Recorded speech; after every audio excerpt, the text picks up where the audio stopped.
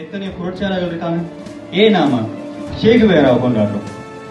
அந்த மனுஷன் அப்படி என்னத்தான் செய்துட்டாரு? வெறுமனை 39 வருஷங்கள் மட்டுமே வாழ்ந்து என்ன செஞ்சிட்டாரு? அதுதான் பார்க்க போறோம்.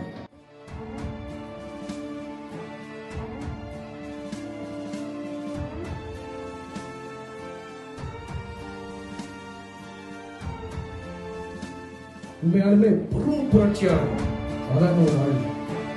அந்த புரட்சியாளரை கொண்டாட வேண்டியது இங்க இருக்க ஒவ்வொரு இளைஞருடைய கடமை. ஷேகுவேரா விட்டுட்டு போன அந்த லெகசி இருக்குல்ல, அதை நம்ம மீட்டு கொண்டு போறோம். அடுத்த பாட்டு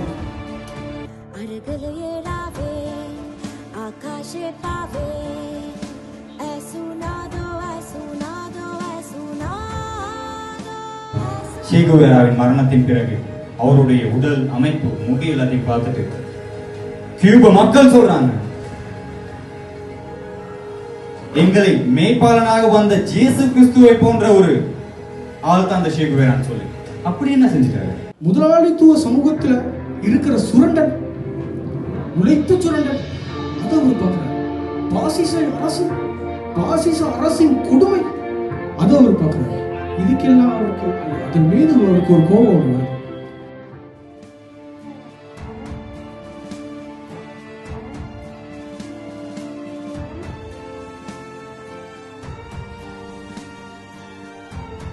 இந்த உலகத்துல மனித சமுதாயத்துக்கு எங்கெல்லாம் மனிதர்கள் நடந்ததோ அங்கெல்லாம் அவர் போனார்.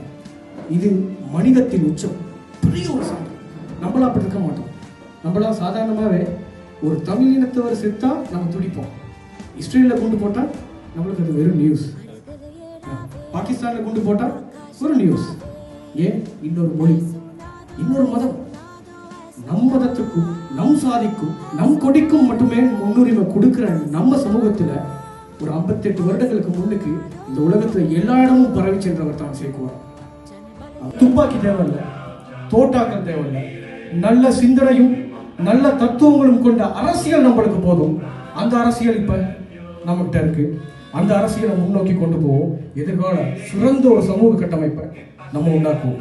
புரட்சி என்பது தானாக மரத்தில் இருந்து விழும் ஆப்பிள் இல்லை, அதை நாம தான் எடுத்துக்கணும். கண்டிப்பா அந்த வரியின் அர்த்தம் உங்களுக்கு, ஆழம் உங்களுக்கு புரிந்திருக்கும்னு நினைக்கிறேன்.